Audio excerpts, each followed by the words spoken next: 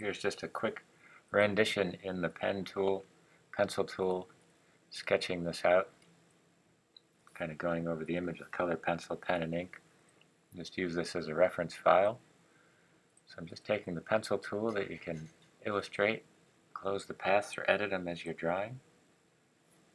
And this is a good way just to draw. You could use the pen tool, but this is just as easy. A little quicker drawing, a little more fluid with your hands so you can move it along pretty quick. Just kind of sketch that in later for the eye. So even though you're tracing over your drawing or this drawing, you can modify it and give yourself some pretty good illustration techniques in there. So I'll come back and add some of the flowers. I have the smoothing on, so it makes the tool go a little bit easier. So the feathers come down. So I do that in 3. So if you have it selected, it's going to edit it if you have that option highlighted. So you can either turn it off or just draw 2 separate lines that aren't touching as you're working. And work from it that way, so kind of places it in there. You could try to draw the elliptical shape, but I just use the ellipse tool. And get the crescent as just 2 elliptical shapes, one on top of the other, to pull that together. So here's the image, put a border on it for this time, and change the profile, and use the width tool to go back in and modify the thin and thick lines of this. So I'll come back here, sketch this in. So it's just kind of putting some thicker lines on the outside, get comfortable using the tool, readjusting the points with the direct selection tool. And that builds that out. Placing all that thin and thick stroke in there is good.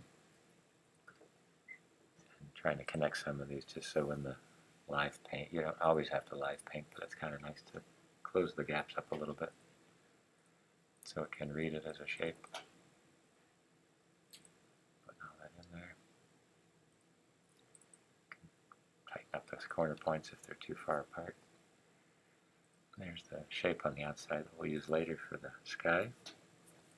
Put a copy over there for future use if necessary. Change those.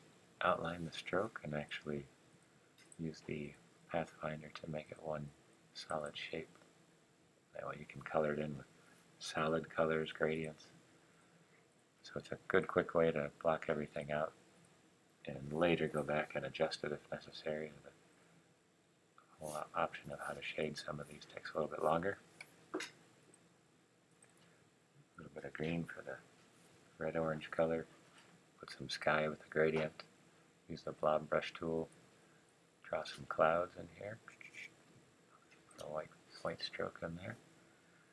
And then go to the appearance panel and soften up with a gradient. So you can do some softer clouds in there. It's a quick way to do it. Copied it, adjusted it, placed it behind it. So you can get some atmospheric perspective within the drawing. And I'll give you some distance to it. And then making the square on top to make it a clipping mask.